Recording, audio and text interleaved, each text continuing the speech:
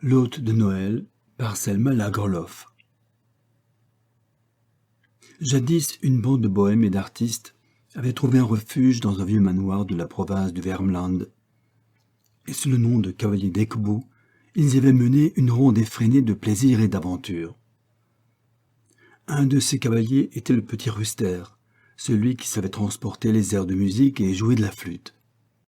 Il était d'humble naissance, pauvre, sans famille ni foyer, et quand la compagnie joyeuse se dispersa, il connut des temps durs. Plus de cheval, plus de voiture, plus de police, ni de bons paniers chargés de provisions. Il dut aller à pied de domaine en domaine, ses frusques enveloppés dans un mouchoir bleu à carreaux, le par-dessus boutonné jusqu'au menton, afin de dissimuler l'état du gilet et de la chemise. Il portait toute sa richesse au fond de ses poches. Une flûte dévissée, une gourde d'eau-de-vie et sa plume. Si les temps étaient restés les mêmes, ce copiste de musique n'aurait point chômé. Hélas, de jour en jour, les gens du Värmland se désintéressaient des mélodies et des beaux airs.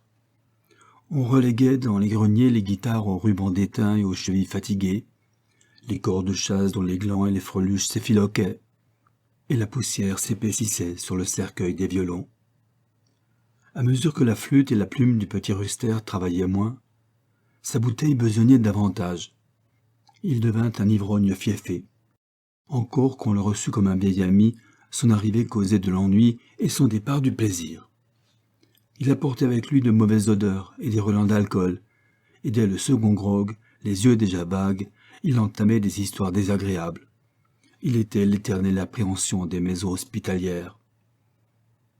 Or, quelques jours avant la Noël, il alla à Löfdala, où demeurait Lilje Krona, le grand violoniste. Ce Lilje Krona avait été lui aussi un cavalier d'Ekbo, et un des plus épris de cette vie tumultueuse. Puis il était revenu à sa famille et n'avait plus bougé. Quand Ruster se présenta, au milieu des nettoyages et des préparatifs de la fête, et qu'il demanda de l'ouvrage, Lilje Krona lui donna quelques morceaux de musique à copier. « Tu aurais mieux fait de le laisser partir, » lui dit sa femme. « Il va traîner les choses en longueur, et nous serons obligés de le garder pendant la Noël. »« Il faut toujours qu'il soit quelque part, » répondit Lilje Krona. Et il offrit des grogs à Ruster, et lui tint compagnie, et revécut avec lui son temps de bohème. Au fond, la société de Ruster le gênait un peu, et l'attristait, mais il n'en voulait rien dire, car ses souvenirs de vieille amitié et ses devoirs d'hôte lui étaient également sacrés. Depuis 3 semaines, on se préparait chez les Lilje Krona à célébrer la Noël. Depuis 3 semaines, on vivait en plein remue-ménage et en pleine fièvre.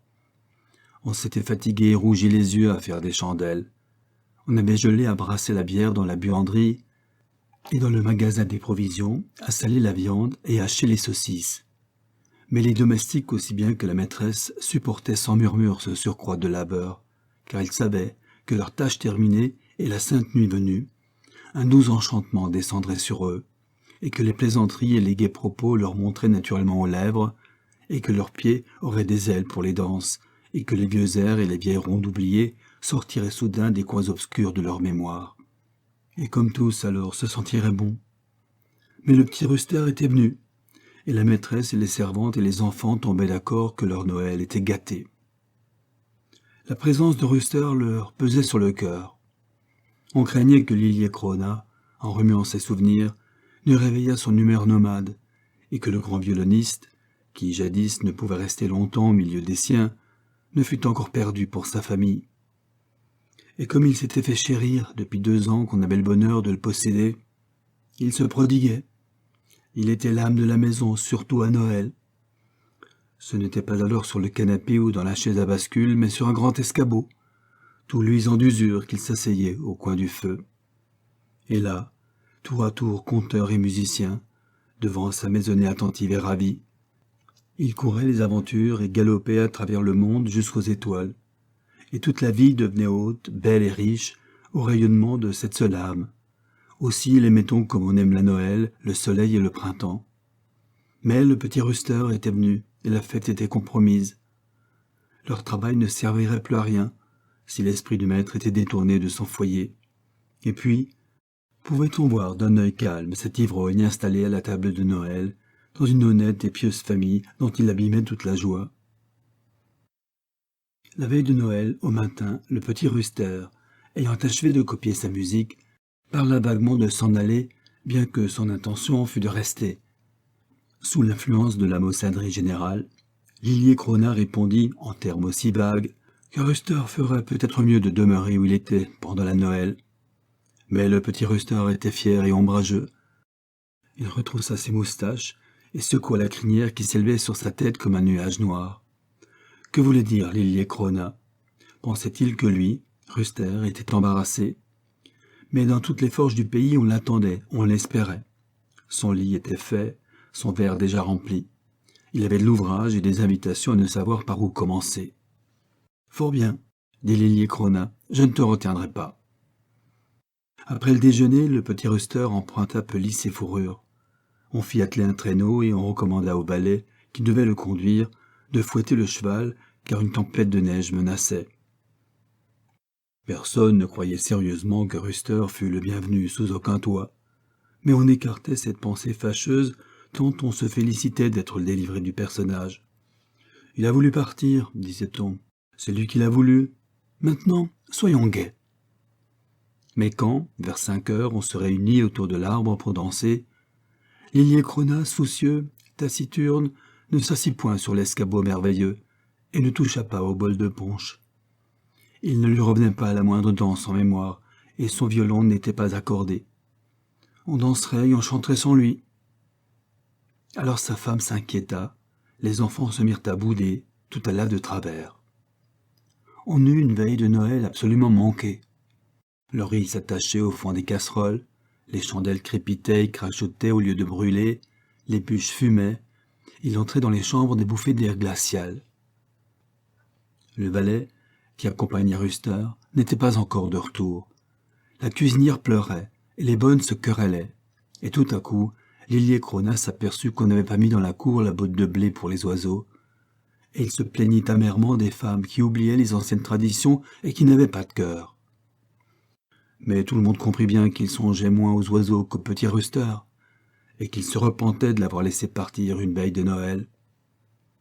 Il entra bientôt dans sa chambre dont il referma la porte, et on l'entendit jouer sur son violon des airs étranges, comme au temps jadis, quand sa maison lui devenait trop étroite, des airs provoquants et railleurs et pleins d'une orageuse nostalgie.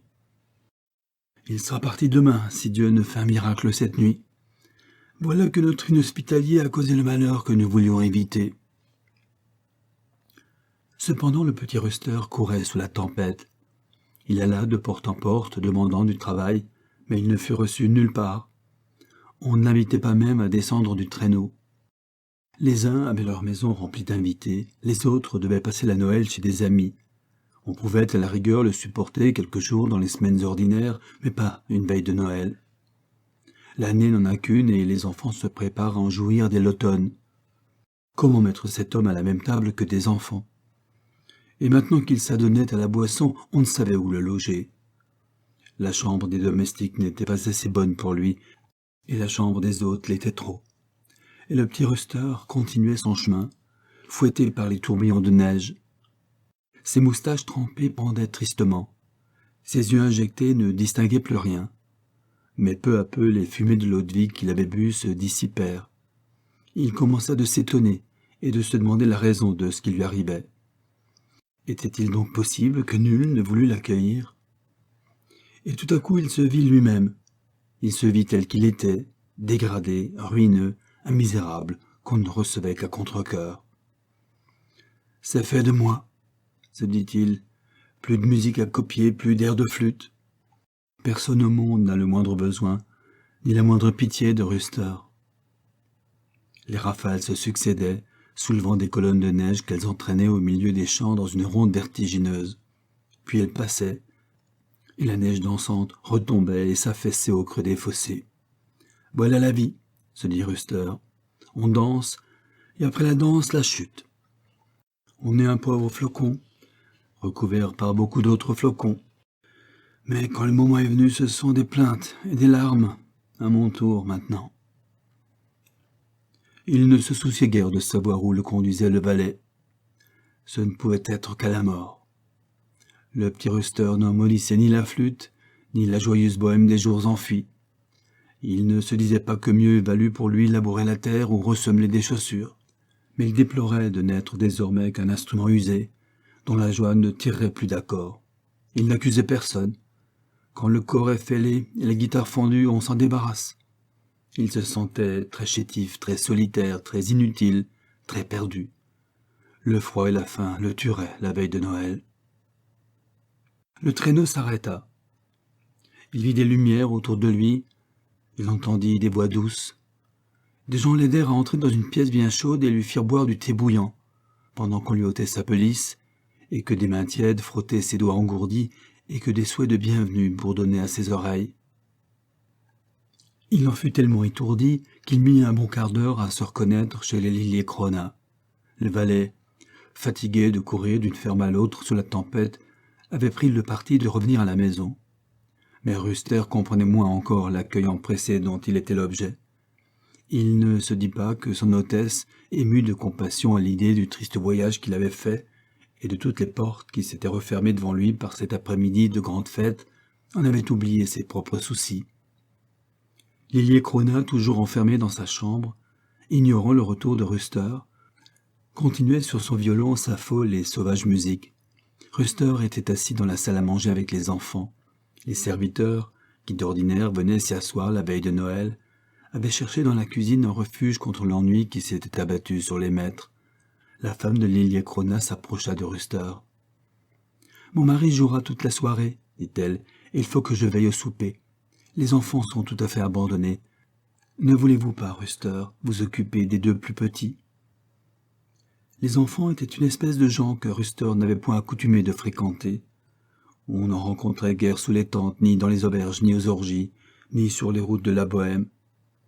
Il éprouvait devant eux une grande timidité et ne trouvait rien à leur dire. Il tira sa flûte et leur laissa tapoter les clés et les trous. Le plus jeune, qui avait 4 ans, et l'aîné, qui en avait 6, prirent leur première leçon de flûte et s'en montrèrent vivement intéressés. « Voici le do, dit-il, et voici le ré. » Et saisissant une feuille de papier, il leur dessina ses notes. « Mais non !» s'écrièrent-ils, « ce n'est pas ainsi qu'on écrit do. » Et de courir chercher leur alphabet. Alors Ruster les interrogea sur leurs lettres. Ils en savaient et ils en ignoraient. Leur connaissance n'était pas encore très étendue. Ruster, piqué au jeu, les assit sur ses genoux et se mit en devoir de compléter leur instruction. La mère allait venait de la cuisine à la salle à manger, et toute surprise écoutait. Les enfants riaient et répétaient avec docilité leur ABCD. Mais peu à peu l'attention de Ruster se relâcha, sa gaieté s'évanouit, et les pensées qu'il avait agitées sous la tempête lui remontèrent à l'esprit. Oui, c'était bon et charmant, mais passager. Il n'en était pas moins fini et condamné. Et tout à coup il jeta ses mains sur son visage et se prit à pleurer. La femme de Lilie-Cronach s'avança vivement. « Ruster, dit-elle, je vous comprends. Vous croyez que vous n'avez plus rien à faire ici-bas.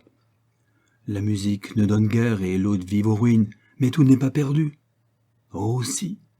sanglota le petit flûtiste. « Voyons, apprendre à lire et à écrire aux enfants, être assis près d'eux comme ce soir, ne serait-ce point quelque chose? Et qui voudrait remplir cette tâche ne serait-il pas partout le bienvenu? Les enfants ne sont pas des instruments plus humbles que la flûte et le violon. Regardez-les, Ruster. »« Je n'ose pas, » murmura Ruster, car il lui semblait presque douloureux de contempler à travers ses beaux yeux leurs âmes pures. La femme de Lilie-Cronach se mit à rire d'un bon rire heureux et clair. « Vous vous y habituerez, Ruster. Vous resterez chez nous cette année comme maître d'école. » Lilie-Cronach, qui avait entendu ce rire, sortit de sa chambre. « Qu'y a-t-il » ? « Il y a seulement, répondit sa femme, que Ruster est revenu, et que je l'ai engagé pour apprendre à lire et à écrire aux enfants. »« Tu as fait cela ?» dit-il à voix basse. « Tu as fait cela, mais a-t-il donc promis de... » ?»« Non, il n'a rien promis. Mais il verra qu'il faut se garder de bien des choses quand on doit chaque jour rencontrer les yeux des enfants. Si ce n'eût été la Noël, j'aurais hésité ou reculé peut-être. Mais quand le bon Dieu ne craignait pas de mettre son petit enfant, son propre fils, parmi nous autres pécheurs, je pense que je puis, moi, donner à mes petits-enfants l'occasion de sauver une âme. » Lilie-Cronach ne répondit rien. Mais toutes les rides de son visage se tirèrent et tremblèrent. Il s'inclina vers sa femme, lui prit la main et la baisa pieusement, puis il cria « Tous les enfants vont venir ici baiser la main à mère !» Et l'on eut un joyeux Noël dans la maison de Lily et Crona. Ainsi s'achève L'Hôte de Noël par Selma Lagerlöf.